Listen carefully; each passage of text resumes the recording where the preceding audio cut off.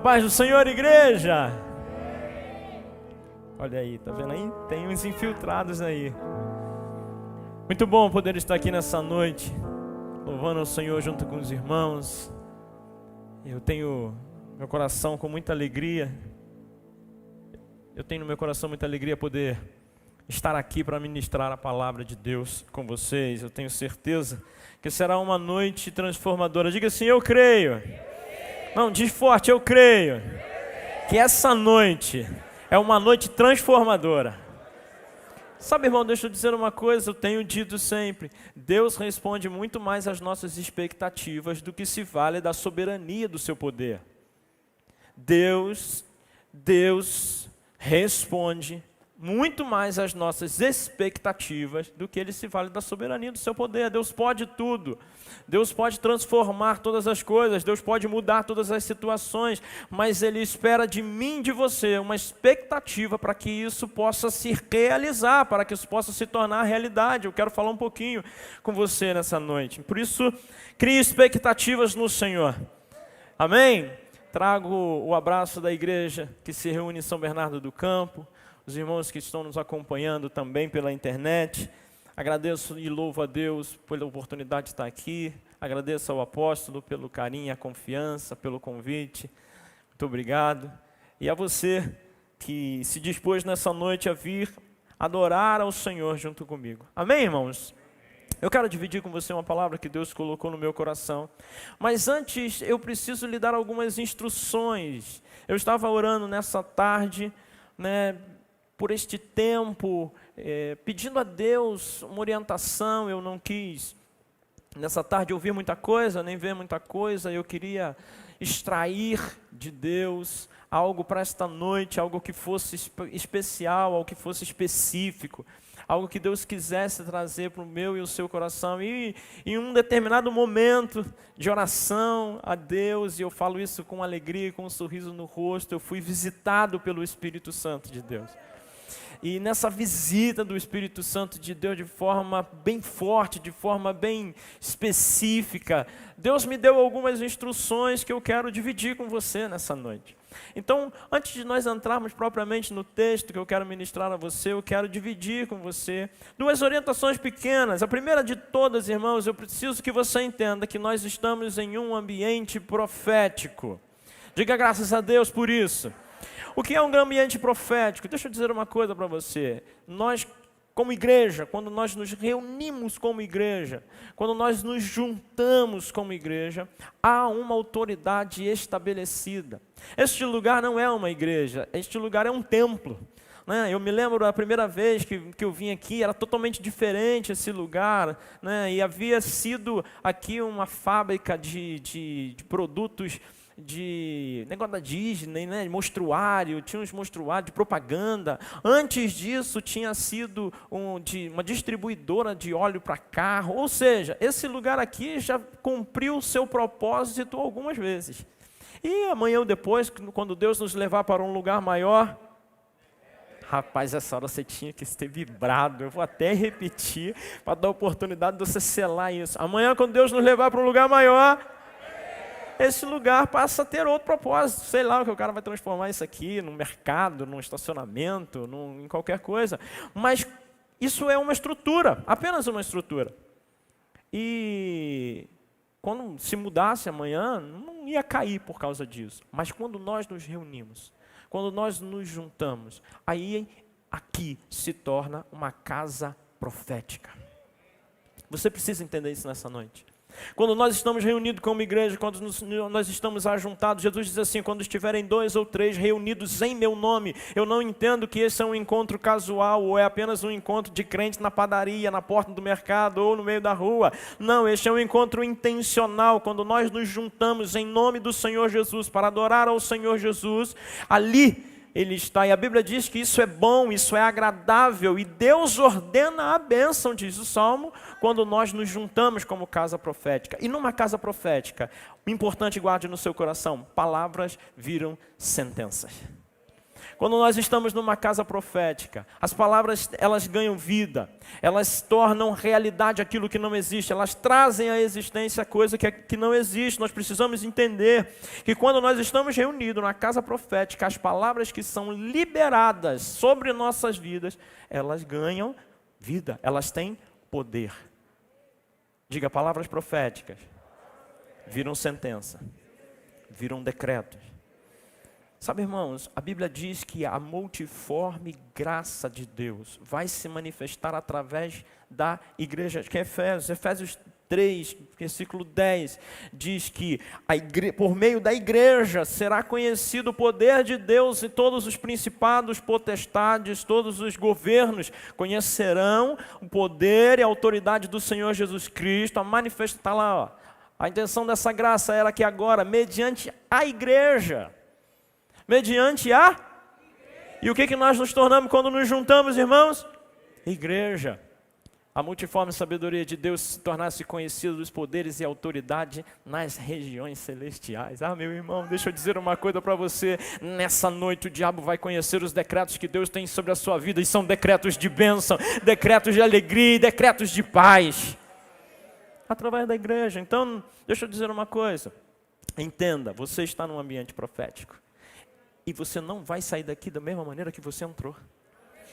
Irmão, é impossível você sair nessa noite desse lugar, depois de ouvir os decretos que Deus tem para você, do mesmo jeito, da mesma maneira, e ter a mesma colheita. É impossível. Crie expectativa no seu coração. A primeira coisa é essa, que nós estamos como uma casa profética. E a segunda coisa é, você precisa aprender a falar. Ah, irmão, você precisa aprender a falar. Você precisa aprender a concordar. Você precisa liberar os verbos. O pastor Paulo tem ensinado isso há muito tempo. No ambiente profético, irmãos, você precisa liberar os verbos. A palavra criativa. Deixa eu dizer uma coisa para você. Não vá mais à casa de Deus e fique olhando o movimento. Não ande por movimento. Irmão, você pode estar aqui, o culto está pegando fogo. A coisa está acontecendo, está tudo muito bonito. Você está participando do movimento. Você está participando do ambiente, mas você pode não colher essas coisas. Quando você não proclama, quando você rejeita ou quando você não fala. Deixa eu dizer uma coisa, há uma diferença muito grande entre movimento e criação. Gênesis 1 diz assim, no princípio criou Deus os céus e a terra era sem forma e vazia. O Espírito de Deus pairava, o Espírito de Deus se movia sobre a face das águas e havia trevas no abismo. Era a terra sem forma e vazia, trevas cobriam a face do abismo e o Espírito de Deus se movia sobre a face das águas. Não ande por movimento, não se contente com o movimento, não se contente. Sabe por quê, irmãos? Porque o movimento não cria. O Espírito estava lá, havia trevas sobre o abismo, mas o Espírito estava lá, e o Espírito se movia, mas ele se movia e não criava. O movimento não cria, até que Deus diz, haja luz. Ah, irmãos, e a Bíblia é enfática em dizer que houve luz. Quando a palavra foi lançada, o Espírito saiu e foi criar. Deixa eu dizer uma coisa para você, entenda e aprenda o valor de um amém. Ah, irmão, você não sabe o valor de um amém. Amém significa assim seja, eu tomo posse, eu quero, eu creio, eu recebo, eu pego essa. Então deixa eu dizer uma coisa sobre decretos que são lançados à sua vida, diga amém. Quando o pastor disser, você é abençoado, você responde amém. Porque quando você declara, a palavra cria. É por isso que Jesus perguntava, irmãos, você já parou para pensar por que Jesus perguntava coisas óbvias às pessoas? Ele chega para o cego e pergunta o que queres que eu te faça. Ele chega para o coxo, para o leproso, todos que chegavam até ele buscando algo, ele perguntava, o que você quer? Porque a palavra, ela é criativa. A palavra traz a existência, irmãos. E Jesus perguntava, e as pessoas dizendo, Jesus, eu quero ver. Jesus, eu quero isso. Jesus, eu quero aquilo. E a resposta dele era simples, a tua fé te salvou. Porque Paulo diz em 1 Coríntios, porque criei no meu coração, por isso falei. Quando as pessoas verbalizavam, Jesus, eu quero ver, elas estavam dizendo, eu creio que o Senhor pode fazer eu ver. O que você precisa nessa noite? você precisa verbalizar. Você precisa dizer. Você precisa dizer o que você precisa nessa noite. E você precisa entender essas duas coisas. Que nós estamos numa casa profética, num ambiente profético, onde palavras viram sentenças, são criativas. E você precisa, então, verbalizar. Então não fica quieto não, crente. A hora que você concordar, dá um glória a Deus, dá um aleluia, grita eu quero, eu pego, eu recebo. E o mundo espiritual registra. O mundo espiritual anda, irmãos, e é alimentado por aquilo que nós falamos. É alimentado por aquilo que nós falamos. Eu vou falar um pouquinho mais para frente disso, mas eu quero que você guarde essas duas instruções. 2 Crônicas, eu acho que no versículo 20, se não me engano, no capítulo 20 do versículo e o versículo 20 vai dizer: creia no Senhor teu Deus, a parte B, creia no Senhor teu Deus, e você estará seguro. Credes nos seus profetas, está lá, ó. Josafá manda dizer: tenham fé no Senhor, o seu Deus, e vocês serão sustentados. Tenham fé nos profetas do Senhor, e vocês terão vitórias. Os profetas têm se levantado, irmãos, neste lugar para profetizar vida, para profetizar bênção. E você precisa receber, você precisa crer, você precisa dizer um amém. Então, eu queria dar essa instrução, mas o que nós precisamos fazer, né, dentro dessa instrução? Nós precisamos guardar no nosso coração. Sobre as palavras liberadas, eu não sei nem porque eu estou falando isso, nem está escrito aqui, ainda nem comecei. Mas eu quero falar para você, porque o Espírito está me induzindo a dizer. Irmãos, toda palavra profética liberada sobre a sua vida deve ser banhada por intercessão. Não adianta você achar que aquilo que foi liberado vai acontecer sem que você busque, sem que você creia, sem que você coloque aquilo no seu coração. Toda palavra de bênção deve ser banhada de intercessão. A gente pode ver um exemplo de Daniel. Quando Daniel, no capítulo 10, o anjo chega para ele e diz assim: Daniel, desde o momento em que você começou a orar, a ordem foi liberada do céu. Desde o momento em que foi profetizada, a ordem saiu do céu. Eu vim e as tuas palavras, irmãos, e as tuas palavras sustentaram para que eu chegasse aqui. O mundo espiritual é sustentado pelas suas palavras, por aquilo que você fala. O contrário é verdadeiro. O mundo espiritual do mal também responde às suas palavras. Também se alimentam. Eu vou usar, os irmãos não entendem, né? Eu vou usar essa linguagem de se alimentam também das suas palavras. Tenho ensinado a igreja, irmãos, sabe o que é a diferença de ser uma pessoa abençoada para uma pessoa amaldiçoada? É que uma pessoa abençoada, ela tem o céu trabalhando em seu favor. E uma pessoa amaldiçoada não tem o céu trabalhando em seu favor. Irmãos, não existe frio. O que existe é a ausência de... Você estudou isso. Não existe frio. O que existe é a ausência de calor. Não existe escuridão. O que existe é a ausência de luz. Ser abençoado é ter o céu trabalhando em seu favor. E ser amaldiçoado é ter o inferno sozinho trabalhando contra você. Não que ele não trabalhe contra você. Quando o céu está trabalhando a seu favor, há lutas que nós vamos enfrentar. Mas quando você é uma pessoa abençoada, o céu trabalha ao seu favor. E você é uma pessoa abençoada. Olha aí, irmão, você está começando a entender o negócio. Palavras, irmãos, quando a palavra é lançada, a palavra de bênção, ela precisa ser regada de intercessão. E também a palavra de alinhamento, a palavra de correção, eu vou usar até um termo, a palavra de juízo. A palavra de juízo, quando regada em intercessão e em arrependimento, também ela tem a sua sentença anulada. Vide Nínive, quando Deus manda Jonas para lá. Apesar de tudo aquilo que aconteceu, ele não quis, arrumou aquela confusão toda. No final das contas, ele foi lá e obedeceu a Deus e pregou para Nínive. O que o rei fez? O rei proclamou então um jejum, colocou o povo em oração, trouxe um arrependimento e Deus cancelou a sentença de juízo que havia sobre a vida dele. Então, nessa noite, nesses dias, talvez o diabo esteja dizendo para você: não, rapaz, você vai ter que pagar, meu irmão, o escrito de dívida que havia contra nós foi pago, foi pregado na cruz do Calvário, você não tem que pagar mais nada. Nenhuma condenação, pois, há para aqueles que estão em Cristo Jesus. Você precisa entender isso, irmãos. Você precisa saber que o que você devia foi pago. Então guarde esses princípios no seu coração, porque dentro de alguns instantes eu quero liberar algumas palavras sobre a sua vida e eu desejo que estas palavras criem vida na sua vida e que você possa desfrutar da bênção de Deus. Amém? Algumas curiosidades para os irmãos sobre isso que eu estou falando. Irmãos, eu entendo a necessidade de tocar nesse assunto, de ministrar aos irmãos sobre o poder da palavra. O primeiro livro que eu me lembro de ter lido na minha vida, ainda na minha adolescência, ali no início da adolescência, foi um livro de Don Gross chamado Há Poder em Suas Palavras. E fica a dica para você que quer começar o ano de 2022 lendo um livro, Há Poder em Suas Palavras, de Don Gross. Um livro fantástico. E eu aprendi muito, muito com isso. E sabe, irmãos, uma curiosidade que eu quero dizer para você. Nós estamos no ano de 2022 e começamos uma nova década em 2020.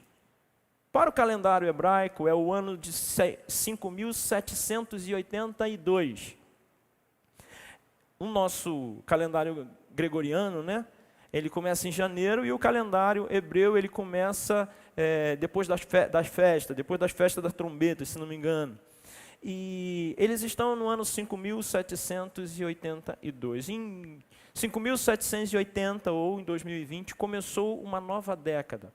Sabe, irmãos, eu não sou muito bom em hebraico, nessas coisas, mas eu fico ligado naquilo que é profético. E apesar de você poder ter alguma dificuldade com os números, eu nem sou muito bom com eles, o pastor Paulo entende muito mais, o pastor Mário mais ainda entendem disso, mas sabe, irmãos, Deus tem uma linguagem, Deus tem as palavras em que Ele usa, e até hoje elas funcionam como marcos proféticos. Veja que eu estou falando sobre marcos proféticos, sobre palavras e sobre sentenças. E a década de 80 é a década de Pei, é o nome da... Não existe número no calendário hebraico, são letras, são 22 letras, e aí tem lá a primeira letra, né, que é o primeiro número, Aleph, depois tem a segunda, Vet, e assim vai, 1, 2, 3, 4, 5, 6, até o 10, depois vai de 10 em 10, depois de 100 em 100. Então, cada letra ela é um número também. E ela tem 3 representações. Ela tem uma representação fonética, por exemplo, Aleph. Na verdade, só vira Aleph quando você coloca uma vogal, porque essa primeira letra ela é impronunciável. Ela não tem pronúncia, ela é uma letra muda. A segunda letra, Vet, assim vai. E também são números, representam foneticamente um som, representam um número e tem um valor profético. E nós começamos a década de 80 para eles, ou a década de 20, de 2020 para a gente, e a década de Pei, que é o número 80. E Pei significa boca. Esta é a década profética para a igreja. Pei significa boca, e quando a gente vai dar uma olhada, né, nessas coisas, a gente pode entender, irmãos, que há uma guerra espiritual, há uma guerra acontecendo, há um movimento acontecendo para tirar de nós o poder da palavra. O que aconteceu no ano de 2020, irmãos? O ano da boca, o ano de Pei, o ano de falar, o ano de profetizar. Cobriram nossa boca. E você acha que isso é uma pequena coincidência? E você acha que isso não tem uma movimentação espiritual? Estamos de máscara, irmão, todos com a boca coberta na época da boca, na década de Pei, na década de falar. Deixa eu dizer uma coisa, não cesse dos seus lábios a palavra de Deus, não tire dos seus lábios a palavra profética, creia, Deus é o mesmo, o Deus de ontem, de hoje, o será eternamente, é o Deus que traz à existência as coisas que não existem. Por uma palavra, Deus muda um destino. Por uma palavra de um profeta, Deus muda a história do mundo. Porque Elias disse, sobre a minha palavra não vai chover. Deus fechou os céus para a chuva por 3 anos e meio. Não foi Deus que mandou Elias falar aquilo. E depois ele volta e diz, agora Elias, você vai falar que vai chover. Vai lá e diz para Acabe, desprofetiza, se é que existe. Lembra do dispula, irmão? O cara pulava por cima, no Rio de Janeiro tinha uma bobeira que se o cara pulasse por cima da gente, a gente não crescia, lembra disso? E aí a gente falava, dispula. O pau quebrava, se o cara, e nego segurava, a gente passava por baixo da perna dele de novo, porque tinha essas crenças malucas lá no Rio de Janeiro. Sabe, irmãos? E se não existe essa palavra, mas Deus falou, vai lá, Elias, diz. vai lá e diz a Acabe, e Elias vai lá e fala assim: Acabe, corre porque a chuva vai te pegar. Entenda o valor de uma palavra profética. Amém? Você entendeu? Você recebe essa instrução? Isso vai fazer muita diferença para você a partir de hoje, na sua vida. Então, quando você chegar em casa, quando você acordar amanhã, lembre-se, cuidado. Tem aquela canção profética, poderosa, magnânima, especial, do tempo do Ronca, que diz: cuidado, boquinha, com o que fala. Cuidado, boquinha, o que fala. O Salvador do céu está olhando para você. Cuidado, boquinha, o que fala. Colhemos aquilo que plantamos. Aquilo que o apóstolo acabou de ensinar. Temos colhido o que plantamos. E muitos de nós colhemos pouco nas coisas espirituais e colhemos muito nas coisas contrárias, porque plantamos contrário à nossa vida. Amém? Quero que você abra sua Bíblia comigo. No livro de Juízes, capítulo 6, quero ler com você um texto e lhe dar algumas direções rápidas. Eu quero nesta noite profetizar sobre a sua vida. Juízes 6, a partir do versículo 1, diz assim: Então veio o anjo do Senhor e assentou-se debaixo do carvalho que está em Ofra e que pertence a Joás, a Bizirrita. E Gideão, seu filho, estava malhando o trigo no lugar para o pôr a salvo dos medianitas. Então o anjo do Senhor lhe apareceu e lhe disse: O Senhor é contigo, homem valente. Respondeu-lhe Gideão: Ai, Senhor meu, se o Senhor é conosco, por que nos sobreveio tudo isso? E que é feito de todas as maravilhas que nossos pais nos contaram, dizendo: Não nos fez todas essas maravilhas, não nos fez o Senhor subir do Egito, porém agora, o Senhor nos desamparou e nos entregou nas mãos dos medianitas. Então se virou o Senhor para ele e disse: Vai nessa tua força e livra Israel das mãos dos midianitas. Porventura não te enviei eu? E ele lhe disse: Ai, Senhor meu, com que livrarei Israel? Eis que a minha casa é a mais pobre em Manassés, e eu ainda um menor da casa do meu pai. Tornou-lhe o Senhor: Já que eu estou contigo, ferirás os medianitas como se fosse um só homem. E ele respondeu: Se agora achei mercê diante dos teus olhos, dá-me um sinal de que tu és Senhor que falas comigo. Rogo-te que daqui não te apartes, até que eu volte e traga a minha oferta, e a deponha diante de ti. Respondeu ele: Esperarei até que voltes. E entrou Gideão, preparou um cabrito e bolos asmos e um efa de farinha e carne, e pôs em um cesto e o caldo numa panela. E trouxe-lhe até debaixo do carvalho e lhe apresentou. Porém o anjo do Senhor lhe disse: Toma a carne e os bolos asmos, põe-nos sobre esta penha e derrama-lhes por cima o caldo. E assim ele fez. Estendeu o anjo do Senhor a ponta do cajado que trazia na mão e tocou a carne e os bolos asmos. Então subiu o fogo da penha e consumiu a carne e os bolos. E o anjo do Senhor desapareceu da sua presença. Viu Gideão que era o anjo do Senhor e disse: Ai de mim, Senhor Deus, pois vi o anjo do Senhor face a face. Porém o Senhor lhe disse: Paz seja contigo. Não temas, não morrerás. Então Gideão edificou ali um altar ao Senhor. Ele chamou de O Senhor é Paz. E ainda até o dia de hoje está o altar em Ofra que pertence aos Abiesritas. Feche seus olhos, Pai, esta é a Tua palavra. E nós queremos nesta noite, Pai, te pedir que o Teu Espírito Santo ministre ao nosso coração. Que o Teu Espírito Santo fale ao nosso coração e que possamos sair nesta noite daqui abençoados, Senhor, pela Tua bênção, pela Tua palavra, pelo Teu cuidado. Que o Senhor ministre, Pai, em nome de Senhor Jesus. Amém e amém. O ano do recomeço. E eu orava ao Senhor e pedia ao Senhor sobre este ano, o ano do recomeço. Este ano tão importante. O ano de 22, onde a gente tem tantos temores, onde a gente tem tantas dúvidas, não será um ano fácil no que diz respeito à política, por exemplo. Será um ano complicado, será um ano onde a igreja precisa falar, onde a igreja precisa se manifestar. É um ano de nós profetizarmos, mas é um ano de recomeçar. E aqui tem uma história de um homem que está vivendo na sua nação uma crise muito grande. A talvez uma das maiores crises que Israel já viveu. Está aqui Gideão, a geração de Josué já tinha morrido, a geração que agora estava habitando aquele lugar não conhecia os milagres de Deus, apenas de ouvir falar, sabia do que tinha sido acontecido, tinham sido ministrados sobre aquilo, ouviam os seus pais da geração passada falar, mas eles estavam vivendo uma crise, eles estavam vivendo um momento complicado. Há uns 200 anos atrás, Josué já tinha vencido os medianitas, descendentes de Abraão, com Kenaz, se não me engano, já tinham vencido, mas agora os medianitas tinham se juntado com outros povos, e eles estavam agora oprimindo a Israel, oprimindo a igreja de Deus, eles estavam empurrando a igreja de Deus para um lugar ruim, e a igreja de Deus, o Israel de Deus, estava se escondendo em penhas, em cavernas, estava escondida. Estava passando por um momento de opressão, um momento de perseguição, irmãos. A Bíblia diz que no final da colheita eles vinham e roubavam tudo, roubavam as ovelhas, roubavam tudo, acabava com tudo, uma perseguição. E lá está Gideão, vivendo essa crise, junto com o povo dele.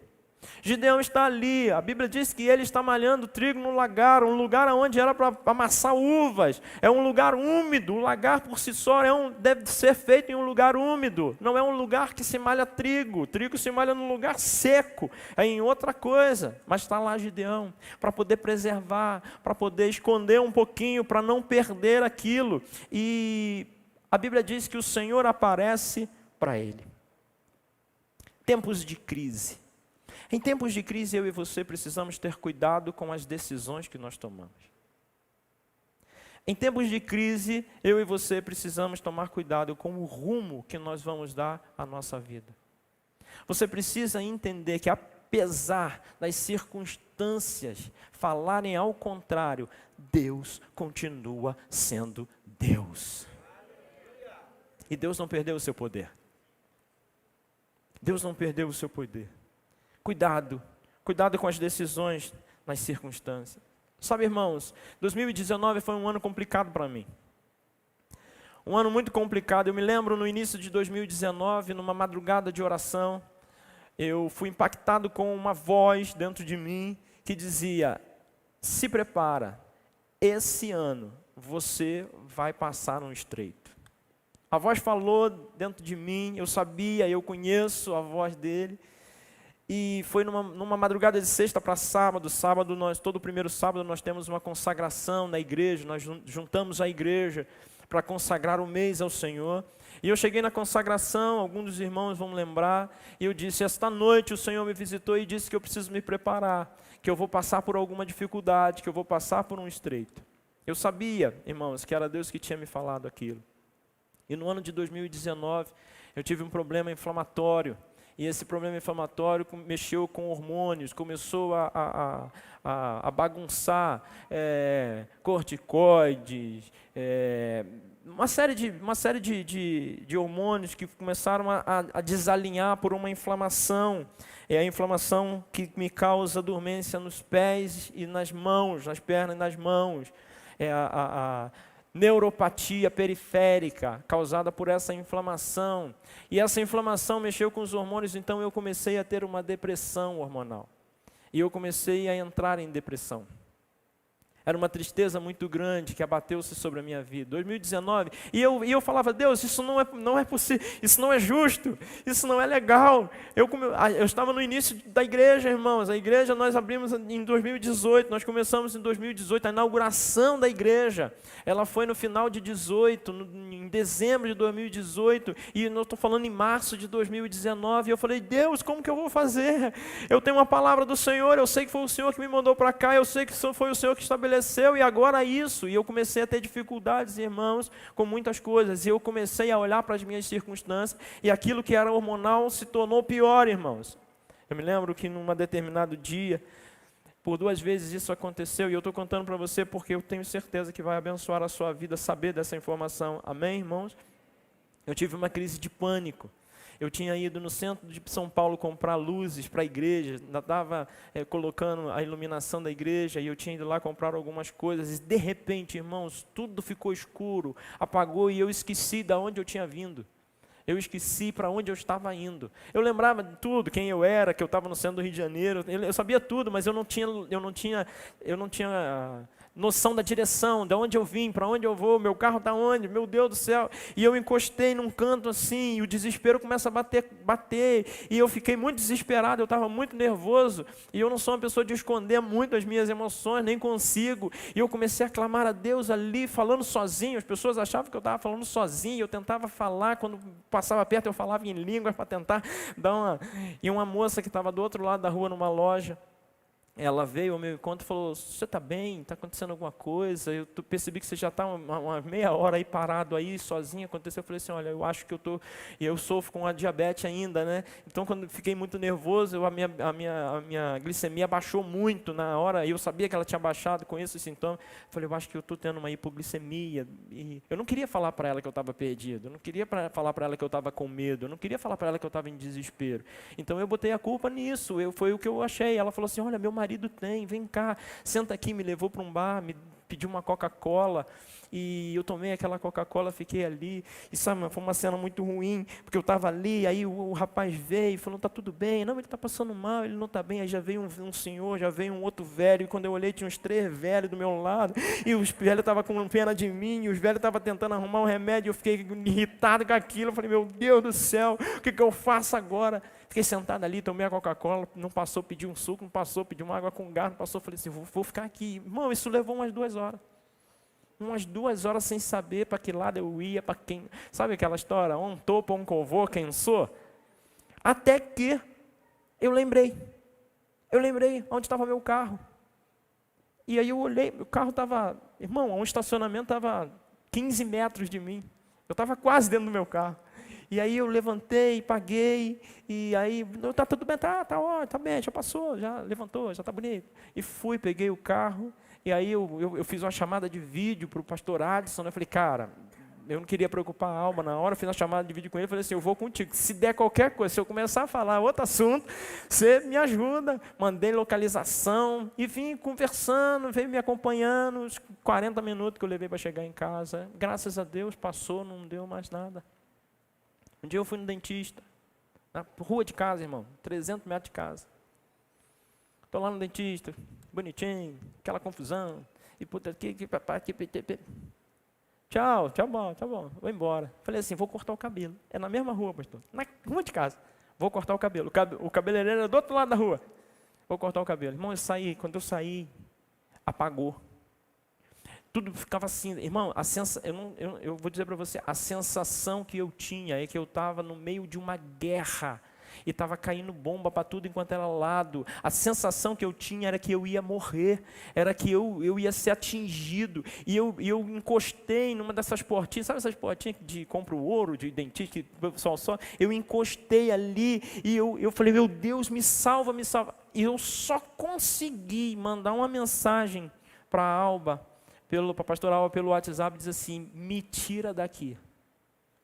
E aí ela saiu de casa, foi para lá. Quando eu dei por mim, quando eu me lembro de muito pouca coisa, eu me lembro dela chegando, eu me lembro da voz dela, mas eu estava em pânico. Irmãos, ataque de pânico, eu tive um ataque de pânico.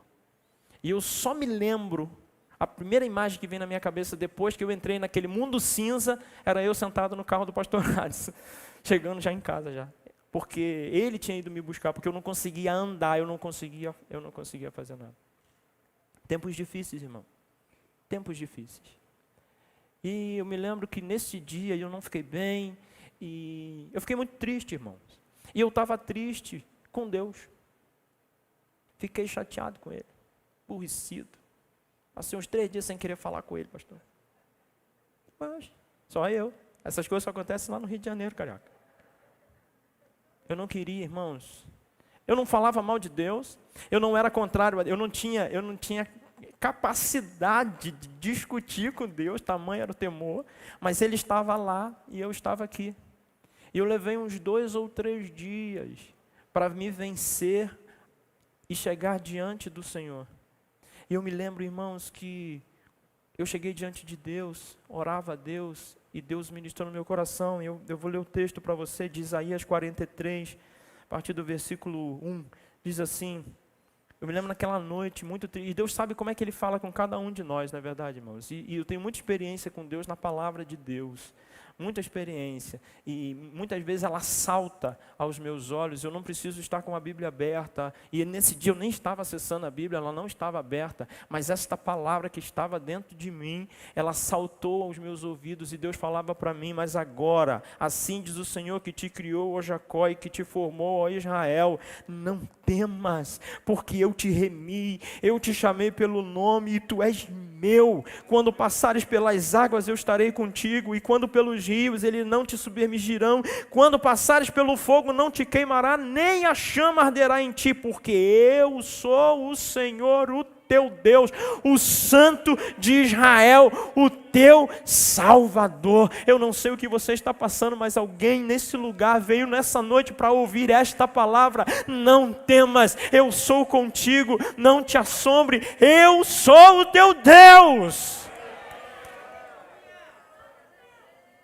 Eu fiquei impactado, irmãos, porque eu estava passando por uma crise. Eu estava passando por momentos difíceis. O texto segue no versículo 7, diz: agora todos os que são chamados pelo meu nome, o que eu os criei para minha glória, eu os formei e também os fiz. Eu e você fomos criados para a glória de Deus, para glorificar o nome de Deus, e ainda que passamos por prova, estas provas vão glorificar o nome do Senhor na minha e na sua vida. A palavra começou latejando no meu coração. Esses versículos saltaram naquela noite. Então eu lembrei, a partir do versículo 10, diz assim: vós sois as minhas testemunhas, diz o Senhor, e meu servo, a quem escolhi, para o que saibais e me creais, e entendais que eu sou o mesmo, e que antes de mim Deus nenhum se formou, e depois de mim não haverá. Eu quero profetizar sobre a sua vida esta palavra, a palavra de Deus, e ela diz: eu, o Senhor, fora de mim não há Salvador, eu anunciei, eu salvei, eu o fiz ouvir, e Deus estranho não houve entre vós, pois vós sois as minhas testemunhas, diz o Senhor, seu Deus. Ainda antes que houvesse dia, eu sou, e ninguém poderá escapar das minhas mãos.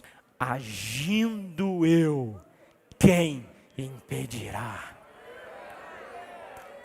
Pode aplaudir ao Senhor, irmãos. As circunstâncias não podem nos parar. As circunstâncias não podem ditar a minha e a sua vida. Talvez não esteja sendo fácil passar o que você está passando. Não foi fácil para Gideão passar o que ele passou. Não foi fácil para minha família passar o que nós passamos em 2019, início de 2020. Claro que Deus levantou pessoas maravilhosas para tomar conta de mim, para cuidar da minha vida. Me deu uma terapeuta que, meu Deus do céu, um anjo de Deus na minha vida, para cuidar do meu corpo, para cuidar da minha alma, mas o meu espírito, Deus estava fortalecendo. Deixa eu dizer uma coisa para você: os seus problemas não são maiores do que Deus. Isso não é uma frase clichê, irmãos. Isso eu estou dizendo porque eu estou dando o meu testemunho para você. Pastor, o senhor não conhece a minha dor. Ah, irmão, você também não conhece a minha, não. Quase não uso mais camisa de botão. Sabe por quê, irmão? Porque eu não abotou mais, os dedos não respondem. Aí minha esposa tem que abotoar. Aí vira um momento legal, né, irmão? Que aí ela vem abotoar, né? Tem que ter tempo. Prefiro assim, porque eu tiro e ponho sozinho. Se eu chegar em casa e for no pastorado, se eu no Fabrício, a gente mora no mesmo prédio, e demorar lá, e quando descer elas estiverem dormindo, ou a Alba, ou a Emily, ou o Natan, e eles estiverem dormindo, eu estiver com camisa de botão, irmão, a Polly, minha cachorrinha, não sabe desabotoar. Ou eu durmo com ela, ou eu rebento aquele botão tudo, ou eu passo horas. Deixa eu dizer para você, eu não preciso conhecer a sua dor, eu conheço o Deus que cuida de você. Gideão estava passando por isso. E Deus olha para Gideão e fala assim: Gideão, vai na tua força. Deus não dá satisfação nenhuma para Gideão. Deus não responde nem as perguntas de Gideão. Deus não faz nada. Deus chega lá e fala assim: Gideão, homem valente. E Gideão olhou para trás e falou: hein, cadê o homem valente? Dele. Falei: Gideão, tu que é um homem valente, vai nessa tua força. Qual era a força de Gideão, irmãos? Qual é a sua força? É na sua força que Deus vai te usar. Eu quando eu orar como o pastor Paulo Canuto, aí eu vou, quando eu tiver a sabedoria do apóstolo Djalma, quando eu tiver o entusiasmo do pastor Johnny. Não, irmãos, Deus vai te usar na tua força. Pastor, a minha força é pequena. É na tua força que Deus vai te usar para vencer os seus inimigos. É desse jeitinho que Deus te fez. É assim, tímido. É assim, desse jeitinho. Deus te fez assim, irmãos, para te dar vitória assim. Gideão está ali, ele diz para Gideão, Gideão, homem valente, vai nessa tua força. E uma coisa que eu quero começar a dizer para você é que a força de Gideão não deixou Gideão desistir. Gideão não desistiu. Ele estava amassando trigo no lagar. Ele estava resolvendo um problema dele. Ele estava tentando sair do buraco. Não permita que Satanás afunde você no buraco. Não permita. Mas Gideão tomou algumas atitudes, e bem rápido, não era nem isso, mas eu quero bem rápido dividir com você. Algumas coisas que Gideão precisou fazer para que eu e você possamos aprender e sairmos nessa noite abençoados por Deus, em nome do Senhor Jesus. E eu quero liberar uma palavra sobre você ao final desta mensagem que Deus colocou no meu coração, e para que você possa levar a sua receita. Irmão, deixa eu dizer uma coisa, preste atenção. Quando você vai no médico que você tem um problema, uma dificuldade, uma doença, quer um tratamento, precisa de um tratamento, o que o médico te dá? Uma receita. Se você sair daquele médico com a receita e for embora para casa, vai ter algum resultado, irmão? A receita é para que você faça o quê? Para que você possa comprar o remédio e tomar o remédio. É o remédio que faz a diferença, não a receita. E o que eu estou dando para você nessa noite é uma receita. Você pode embrulhar e botar na gaveta, ou você pode transformá-la num remédio e vai ser cura para a sua alma. Amém? Eu me lembro da história, contei domingo passado na igreja, a história de um homem muito rico, que chegou no aeroporto para uma viagem internacional e olhou um rapaz jovem, e o rapaz estava vendendo bala no sinal, e ele olhou para aquele jovem, comovido de compaixão, ele falou, eu vou ajudar aquele jovem. Eu vou ser um agente de transformação na vida daquele jovem. E aí então ele foi lá naquele jovem e falou assim, olha, deixa eu falar uma coisa para você, eu quero te ajudar. Eu vi que você não é um cara de usuário de droga, eu vi que você está trabalhando, eu vi que você está em dificuldade, eu quero te ajudar. Mas eu não posso agora resolver seu problema total, porque eu estou com uma viagem muito importante marcada. Então eu vou fazer o seguinte, pegou um cheque e falou assim, olha, esse cheque aqui eu vou dar na sua mão. Com esse cheque aqui você vai no banco, você vai sacar esse dinheiro, e com esse dinheiro você vai alugar uma parte hotel para você, e você vai ter dinheiro para se sustentar com comida, até que eu volte daqui um mês. Você vai passar um mês com tudo pago no hotel, desfrutando do melhor, do bom. Você vai ter cama, você vai ter banheiro para você tomar banho, você pode comprar roupa, você vai ter comida. Eu vou mudar a sua situação momentaneamente com esse cheque, até que eu volte.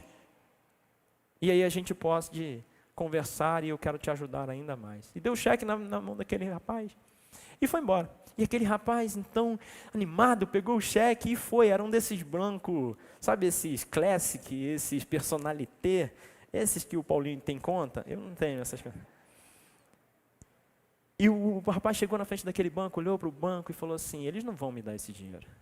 Ele olhou para o cheque, olhou para a quantidade que estava escrita, olhou para o banco, aquele cara de terno, né, que você recebe com um cafezinho, ele falou, que tapete desse tamanho assim, ele falou assim, não, eles não vão nem me deixar entrar, eles não vão deixar nem eu chegar perto, eles não vão. Amassou e colocou o cheque no bolso e voltou para a sua vida cotidiana de tristeza, de problemas, de dificuldade, de escassez, e viveu um mês ainda naquela situação. Passado um tempo, aquele homem voltou, e ao sair do aeroporto, a surpresa que ele teve foi encontrar aquele mesmo rapaz, naquele mesmo lugar, naquela mesma situação. Ele então olhou para aquilo e falou assim, foi ao rapaz e falou assim, o que aconteceu? Eu te dei o cheque, você perdeu, te roubaram, o que aconteceu com o cheque? O rapaz, não aconteceu nada, o cheque está aqui. Puxou no bolso, o cheque amassadinho, sujo, suado, e falou assim, não, o cheque está aqui, olha. Mas eu fui até o banco, e quando eu olhei o banco que era para me sacar, eu entendi que eu não podia entrar naquele banco, eles não iam me dar, eu não ia pegar aquele dinheiro, eu não ia receber aquela bênção, porque eu estava muito sujo, porque eu estava com muito problema, porque eu estava com muita fome, porque eu não estava do jeito que eu achava que tinha que estar. E aquele homem então ensinou uma lição para aquele rapaz. Ele diz assim, olha, deixa eu dizer uma coisa. Não é você que valida o cheque. O que valida o cheque é a minha assinatura. Eles iriam te dar aquele dinheiro, porque não é por sua causa, é pela minha assinatura. O cheque da bênção tem a assinatura do Senhor Jesus. E não importa a sua condição, irmão, não importa o que você está passando, nem o que está fazendo, o que valida é o sangue do Cordeiro. Você tem esse cheque na sua mão nessa noite. Vai sacar, irmão. Vai sacar em nome de Jesus. A primeira coisa que Gideão teve que lidar para que pudesse viver um recomeço com Israel, é encarar os seus traumas. Gideão encarou os seus problemas. Gideão não ficou escondendo, irmãos, a sua debilidade. Como eu não escondi dos irmãos hoje o que aconteceu comigo. Gideão não ficou, até porque eu não preciso esconder, não, irmão. Eu já tive muito problema em subir. Falei para o apóstolo uma vez, falei assim, eu tenho vergonha de subir de bengala para o altar. O apóstolo falou assim, bobeira sua. Bobeira sua. Porque se Deus deixou você assim, Ele vai te usar assim, é bobeira sua. Aquilo ficou latejando no meu coração, bobeira minha, bobeira minha, bobeira minha. Hoje eu subo, irmão, não estou nem aí. Tá, lá em São Bernardo tem até um toquinho assim que eu ponho, a bengalinha. Daquele negócio. Sabe por quê, irmão? É o cajado, né? Sabe por quê, irmãos? Porque eu não vou esconder de você aquilo que eu estou passando, mas também não vou esconder de você a bênção que eu estou vivendo. Porque a alegria do Senhor é a nossa força. E o irmão vai até me ver andar olhando para o chão, irmão, porque senão eu caio, eu tropeço, mas o irmão jamais vai me ver andando de cabeça baixa. Levante sua cabeça, varão. Levanta a sua cabeça, varoa. Deus tem um recomeço para você. Deus tem um recomeço para a sua casa. Deus tem um recomeço para a sua família. Seus filhos não estão perdidos. Você tem uma herança no Senhor. E você não pode abrir mão dela. Vai sacar, irmãos. Vai sacar. Gideão teve que vencer os seus traumas. Olha o que ele diz no versículo 13. Gideão não só conhecia, eu coloquei aqui, onde está o Deus que não vê o meu sofrimento? Primeiro trauma de Gideão é expresso na pergunta: o que é feito das maravilhas dos nossos pais? Gente que só conhece a bênção na vida do outro. Gente que só conhece milagre porque o outro viveu. Deus faz milagre? Faz. Como que você tem certeza disso? Não porque Ele fez na vida do pastor Johnny. Não, é porque Ele fez na vida do Paulinho. Não, eu vi o milagre que Deus fez na vida do pastor Luiz. Gideão só conhecia milagre na vida dos outros, irmãos. E o que estava dentro dele é: o que foi feito das maravilhas dos nossos pais? E eu quero descortinar o seu coração agora e oro para que o Espírito Santo toque. Irmãos, essa pergunta tem que vir para fora. Ela está te sufocando. O que Deus fez que não faz por mim? Por que eu só vejo milagre na vida dos outros? Aonde estão as maravilhas de Deus? É essa a pergunta que você faz no seu coração. Traz para fora. Gideão fez para Deus. Gideão expôs os seus traumas. Gideão conhecia Deus pelos milagres dos outros. Outra coisa, a baixa estima de Gideão. O verso 15, mas Senhor, como posso liderar Israel se a minha família, eu sou da família de Manassés, a mais pobre, e além de ser da família mais pobre, eu ainda sou o menor dos pobres. Eu sou lá, irmão, aquilo, resto do resto do resto. Gideão olhou e falou assim: minha família é pobre. Eu sou o mais pobre da minha família. Eu não tenho condições. Gideão fez igual aquele rapaz, ele olhou para ele e olhou para o banco. Ele olhou para ele e olhou para o banco. Ele olhou para ele e olhou para a bênção. Ele olhou para a condição dele e olhou para a bênção. Irmão, deixa eu dizer uma coisa. O que fazia Gideão ser forte é o que Deus respondeu: eu sou contigo. Vai nessa tua força, porque sou eu que venço as suas guerras. O que validava aquele rapaz era a assinatura, irmãos. Não era a condição dele, nem era o banco.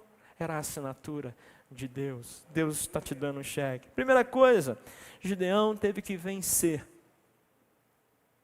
os seus traumas. E você precisa dar nome para ele. Para de esconder, irmãos. Para de fingir que nada está acontecendo. Para de fingir que não está bom. Para de fingir, irmãos. Para de fingir não olhando. Sabe por quê? Quando você encara, você conserta. Você experimenta. Você experimenta de Deus. Deus conhece, Deus sabe, irmãos. Deus está ali, está olhando. Você fingindo que nada está acontecendo, enfundado no pecado. Não, eu não consigo. Não, irmãos, deixa eu dizer uma coisa. O Senhor é poderoso para mudar a sua história hoje. Para mudar a história da sua família hoje. Você devia ter dado um amém forte nessa hora, irmão. Receba o cheque. Segunda coisa, Gideão precisou remover a idolatria. Sabe, irmão, Moisés está no monte, recebendo de Deus, recebendo as orientações, recebendo os mandamentos, recebendo tudo aquilo que Deus tinha para o povo. E dizem os estudiosos que pelo horário, pelo escrito, Moisés desceu 6 horas antes do final dos 40 dias. E quando Moisés desceu, Arão tinha feito um bezerro de ouro com o povo. O povo olha para Arão e diz assim: Arão, faça um Deus que vá diante de nós. Sabe, irmãos, deixa eu dizer uma coisa, acabe com a idolatria. Mamon está falando no coração de muita gente. Quer ver uma coisa? Aí aquele momento, irmão, que você já sabe, a gente tem um combinado, você não faz movimento brusco, você não olha para o lado, você pode até sorrir que você está de máscara, que não vai dar nada. Muita gente ficou agoniada no final do ano querendo ganhar na Mega Sena da virada. Sabe por quê? Porque disse assim: esse é a solução dos meus problemas. Colocou Mamon no lugar de Deus. Sabe, irmão, toda vez que você tiver vontade de ganhar na loteria, porque falar assim, se eu não ganhar, teve um jovem que chegou para mim e falou assim: pastor, não tem jeito, eu tenho que ganhar na loteria. Você não entendeu, pastor? Não é que eu quero, eu tenho que ganhar na loteria. Sabe o que é isso, irmãos? Sofisma de Mamon. Quer tirar Deus da primazia. Deixa eu dizer uma coisa, o dinheiro pode levar você para o céu, mas também pode levar você para o inferno. Porque o dinheiro não tem caráter, ele assume o caráter de quem tem. E se o dinheiro é o que te move, também é o dinheiro que te para. Idolatria. Quais são os seus bezerros de ouro? Deixa eu dizer uma coisa, Arão olha para o povo e fala assim: ó, me dá as argolas dos seus ouvidos. Pega aí as argolas da sua mulher, das escravas, eu quero as argolas de ouro. E aí ele joga no fogo e faz um bezerro de ouro. Sabe por que isso tem um porquê profético? Sabe o que acontece, irmãos? A gente tem que andar pelo que nós vemos de Deus, pelo que nós recebemos de Deus, e não pelo que nós ouvimos. Não são as circunstâncias que ficam gritando, que vão transformar os nossos bezerros de ouro. Tem muita gente. Eu tenho falado para alguns amigos e ministrado da igreja: não saia da nuvem. É muito difícil para a gente que é pastor, principalmente pastor de igreja, porque as ovelhas querem levar você para dentro do problema dela, irmão. Nem sempre elas querem a solução, não. Eu tenho ovelhas, pessoas, não gosto do termo ovelha, mas eu tenho pessoas que eu já atendo há 3 anos, e a história é a mesma o tempo todo, e eu fico com carinho. Eu já sei o que ela vai me contar, eu já sei o que eu vou dizer para ela também já sabe, e a gente está ali cumprindo o protocolo. É verdade. Porque ela tem um bezerro de ouro que ela não abre mão. Sabe, irmãos, não saia da nuvem. Gideão removeu a idolatria. A primeira coisa que ele faz é acabar com a idolatria do pai dele. O que tem movido você? O que tem movido você? O que tem tomado o lugar de Deus? O seu pecado? A pornografia? A maledicência? A fofoca? A murmuração? Sabe que Deus detesta a murmuração. Deus tem nojo da murmuração. Murmuração para Deus é como um pecado de feitiçaria. Irmão, deixa eu dizer uma coisa. E murmuração é a reclamação infundada de alguma coisa. Sabe gente que fica murmurando? Imagina a cena, um feiticeiro, daqueles mais podres, pastor Johnny, no cemitério, com um corpo, um cadáver, já em putrefação, e ele está ali pegando aqueles órgãos podres, fazendo um trabalho. Imaginou a cena? Foi horrível, não foi? O murmurador, Deus compara a esse tipo de gente. Uau! Pecado de feitiçaria, a murmuração. Você não chega diante de Deus com a murmuração. Tire a idolatria. Tire o olhar dos problemas, das circunstâncias. Outra coisa, Gideão selou a promessa com uma oferta. Verso 18, ele fala assim: olha, espera aqui que eu vou fazer uma oferta. Irmãos, se nós entendêssemos o valor de uma oferta. Se nós compreendêssemos, irmãos, quando nós ofertamos aquilo que temos, Deus libera aquilo que a gente precisa. E eu não estou só falando da oferta financeira na igreja, ela é muito importante. Pode o diabo tentar dizer o contrário para roubar a nossa bênção, para roubar a nossa verdade. Ele pode fazer o que for, mas a Bíblia é clara, irmãos, em ensinar que uma oferta para Deus tem muito valor. Há uma representação espiritual na sua oferta. Mas eu estou dizendo o que você está ofertando a Deus. O que você vai ofertar a Deus para conseguir a bênção de vencer nessa batalha? Tempo, recurso. Você vai ofertar a Deus, sabe aquele pecado que você gosta, irmãos? Aquela doutrina sua, que você já tem de cometer erros, já o costume sentar de manhã no café e espraguejar o mundo inteiro, e falar não dá, não vai, não pode, e falar mal de todo mundo. Sabe, irmãos, entenda, você precisa entender que você precisa ofertar a sua vida primeiro a Deus. Ser de Deus. E ser de Deus é não se mover com as coisas do mundo. Nós vamos viver um tempo muito difícil, politicamente falando. Agora no Brasil, onde nós vamos ter que decidir, irmãos. A gente vai ter que decidir. E isso causa muita angústia, porque a briga está muito feia. Não existe certo e errado, existe quem está falando mais. Essa que é a verdade, irmão. Existe os menos pior no negócio. Mas você vai ter que tomar uma posição. Você vai ter que vencer, você vai ter que ofertar ao Senhor aquilo que te custe. O que você vai ofertar ao Senhor? Ah, pastor, é dinheiro? Também. Eu selo, irmãos, todo mundo que vai lá em São Bernardo do Campo e ministra uma palavra, eu selo como oferta. Mas eu selo por causa do entendimento. Até da última vez, o apóstolo me proibiu. Porque até com ele eu quero selar. Pastor, isso aqui é uma oferta. Não vale, não, irmão, não paga um jantar, às vezes, se dá oferta. Mas eu quero selar. Não é o valor. É porque eu quero selar. Eu falo assim, pastor, eu quero selar essa palavra. Eu quero plantar essa semente para que a igreja colha essa palavra na sua plenitude. Isso é uma oferta. Mas mais do que isso, irmãos, ofertar ao Senhor aquilo que eu tenho de mais precioso, que são o meu coração, que são as minhas convicções, que é a minha mente. Não, eu vou crer no Senhor. Eu vou crer no Senhor. Ele fez uma oferta. Gideão levantou um altar ao Senhor. Você precisa levantar um altar ao Senhor. E eu não vou me gastar dizendo o que é levantar um altar ao Senhor, porque esta igreja já foi muito doutrinada nisso. Mas você precisa marcar